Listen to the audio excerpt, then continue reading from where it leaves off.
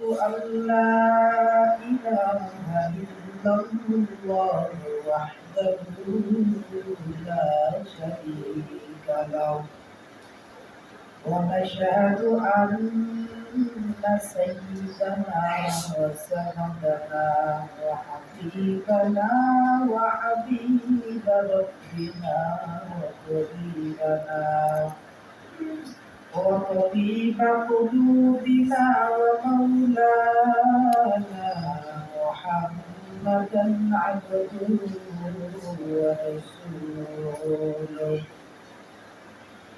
الذي أرسله الله تعالى بالحق بشيرا ونذيرا وداعيا إلى الله بإذنه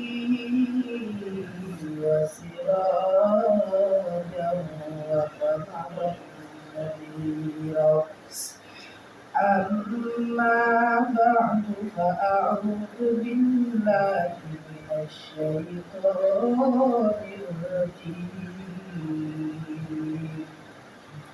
بسم الله الرحمن الرحيم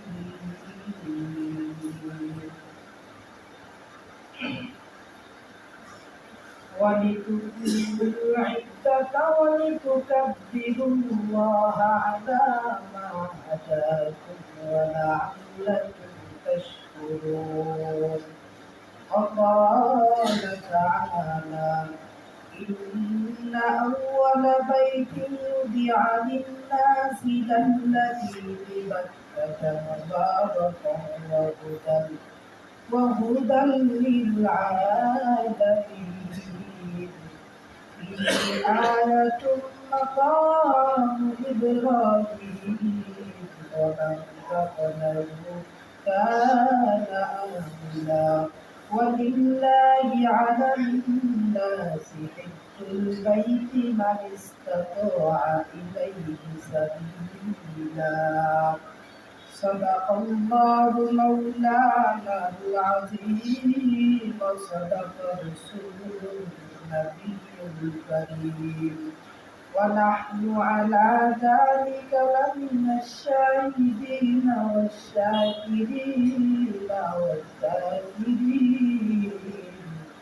والحمد لله رب العالمين سبحانك لا علم لنا إلا ما علمتنا إنك أنت العليم الحكيم رب اشرح لي صدري ويسر لي أمري واحلل عقدة من لساني يفقهوا قولي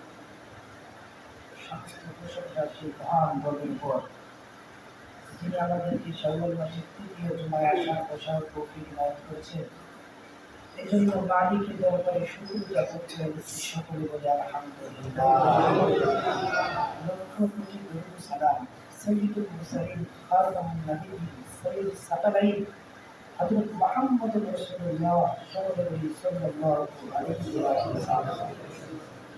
সম্মানিত হাজিরিন, আপনাদের সামনে কোরআনে হাকিম থেকে একটি আয়াত আমি তিলাওয়াত করছি, যে আয়াত আল্লাহ সুবহানাহু ওয়া তাআলা যে কোনো বিষয়বস্তু নিয়ে দীর্ঘ আয়াত নাযিল করেছেন আমার পয়গম্বরের উপরে। তো দূর থেকে আমি যে কুরআনুল কারীমের ৩য় নম্বর সূরা আলে ইমরান ৯৭ নম্বর আয়াত তিলাওয়াত করছি আপনাদের সামনে। আয়াতের তরজমা আপনারা শুনে আসি কি বলে আল্লাহ তাআলা।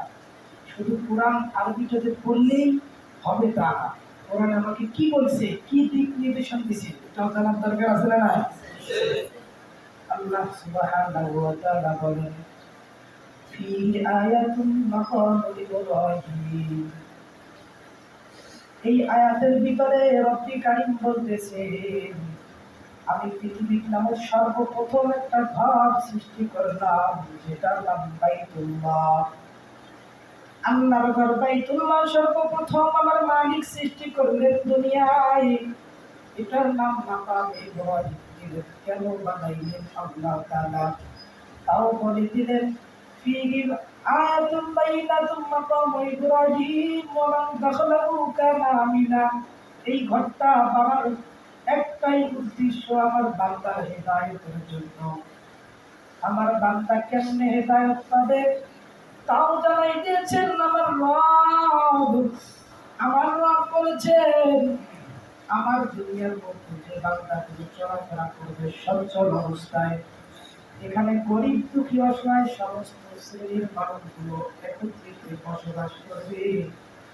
এখান থেকে বাছাই করে যে বান্দাগুলো প্রতিনিয়ত বড়লোক মানুষ, টাকা পয়সাওয়ালা মানুষ, এই বান্দাগুলো আমার ঘরগুলো জিয়ারত করবে, বলেন সুবহানাল্লাহ।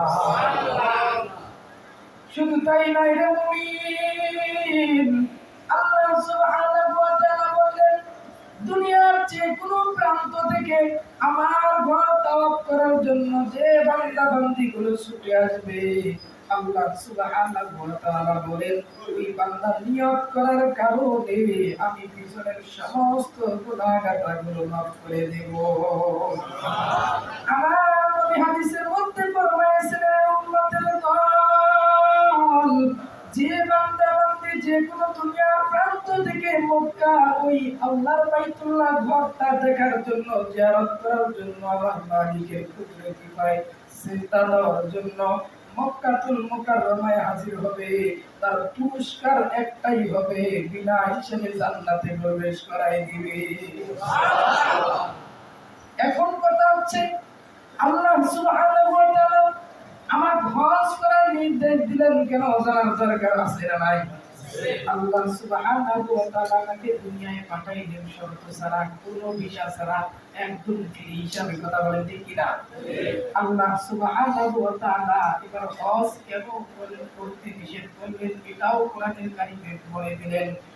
ইন্না আউওয়ালা বাইতি উদিআ লিন-নাসি লাল্লাযী বিবাক্কাতা মুবারাক للذي بكت مباركا وهدى للعالمين।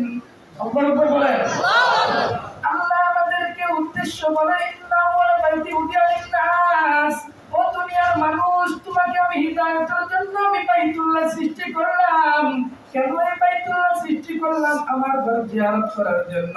আর যে বান্দা জিয়ারত করার জন্য আসবে, আমাকে পাওয়ার জন্য আসবে, আমাকে রাজি খুশি করার জন্য আসবে, ওই বান্দা বিনা হিসেবে জান্নাতে প্রবেশ করবে। আল্লাহ মালিককে কেউ যদি পেতে চায়, যে বান্দা এক হাত অগ্রসর হবে, আমার মালিকের রহমত দুই হাত অগ্রসর হবে। সুবহানাল্লাহ বলেন। আমার মালিককে কেউ যদি পেতে চায়, দুই হাত অগ্রসর হয়, ওই মালিক তার রহমত তাকে দৌড়ে আসবে। সুবহানাল্লাহ বলেন। আমাদেরকে যে হজ করতে আল্লাহ তাআলা বললেন, এটা কেন? সর্বপ্রথম জবাব হচ্ছে, আর এক নম্বর জবাব হচ্ছে হজ করার কারণ, আমরা যে দুনিয়ায় মানুষগুলো আছি মাটির তৈরি, সর্বপ্রথম এই মক্কাতুল মুকাররমার মাটিতে আদমকে সৃষ্টি করা হয়েছে। বলেন সুবহানাল্লাহ।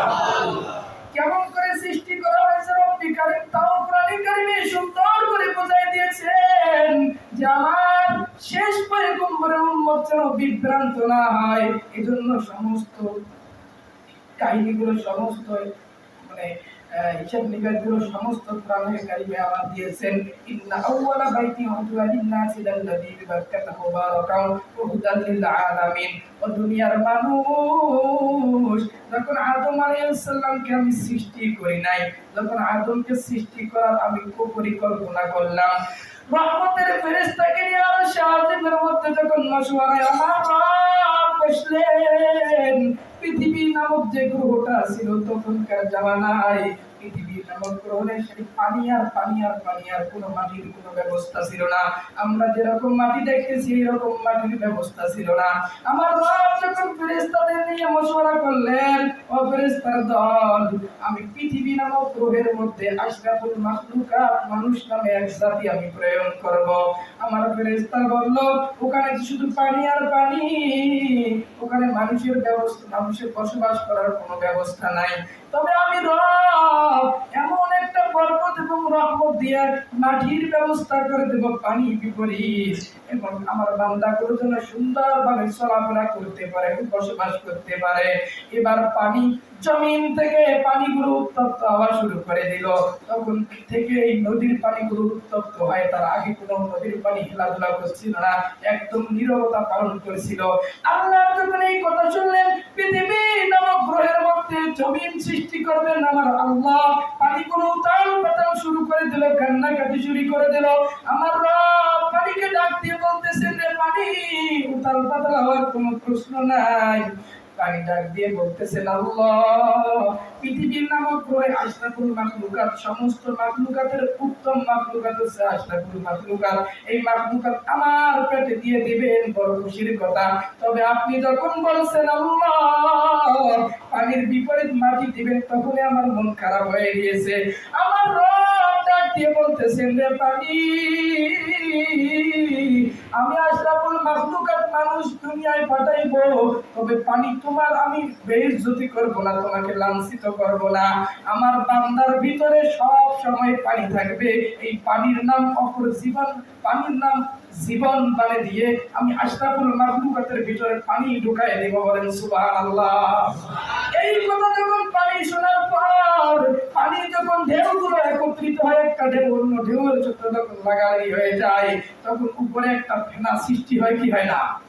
এই সৃষ্টিটা হওয়ার কারণে ফেনা হাসি শুরু করে দিল। আমার রব বলতেছেন, রে পানি, তোর এই হাসি দিয়ে আমি মাটি তৈরি করব। আর এই মাটি সর্বপ্রথম যেখানে তৈরি করে বর্তমান মক্কাতুল মুকাররমা। বলেন সুবহানাল্লাহ। আর এই বর্তমান মক্কাতুল মুকাররমা যখন প্রথম যে মাটিটা রব্বি কারীম সৃষ্টি করেন এই পানির ফেনার থেকে, জিবরাইল আলাইহিস সালাতু ওয়াস সালামকে নির্দেশ দেওয়া, যাও ওই মাটিটা তুলে আনো, আমি আদম আলাইহিস সালামকে সৃষ্টি করব। কোন ফেরেশতা রাজি হলেন না, পাইলেন না।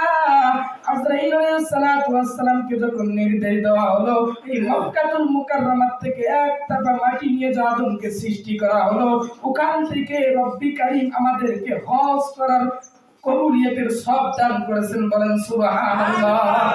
এই জন্য আমাদের কালেকশন মক্কাতুল মুকাররমার সঙ্গে, সারা পৃথিবীর মানুষের কালেকশন মক্কাতুল মুকাররমার সঙ্গে। কারণ আমার শরীরে যদিও বা চামড়া দেখা যায়, সর্বপ্রথম মাটিটা মক্কাতুল মুকাররমার থেকে। বলেন সুবহানাল্লাহ।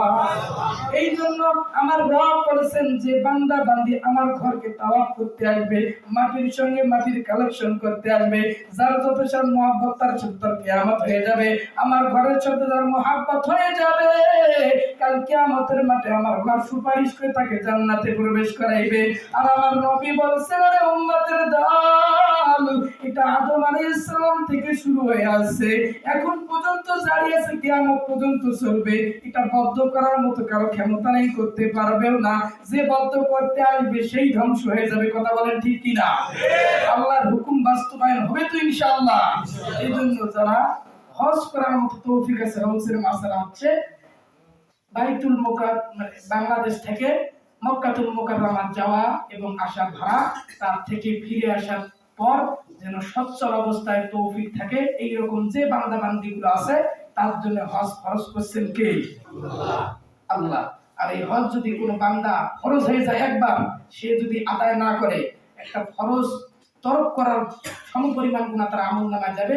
আর যদি আজকে হজের টাকা আমার হয়ে গিয়েছে, কিন্তু আমি এই টাকাটা নষ্ট করে ফেলছি, পরে আর যাইতে পারতেছি না, তাও তার গুনাহ হয়ে যাবে। কারণ একবার যার উপর হজ ফরজ হয়ে যায়, একবার ফরজ তার বাইতুল মুকাররমা যাওয়াই লাগবে, এটা বাধ্যতামূলক। যেমন 5 ওয়াক্ত নামাজ ফরজ, তেমনি ভাবে হজ করাও এটা ফরজ। আল্লাহ সুবহানাহু ওয়া তাআলা উক্ত আয়াতের উপর আমল করার তৌফিক দান করুন। ওয়া আখিরু দাওয়ানা আলহামদুলিল্লাহি রাব্বিল আলামিন।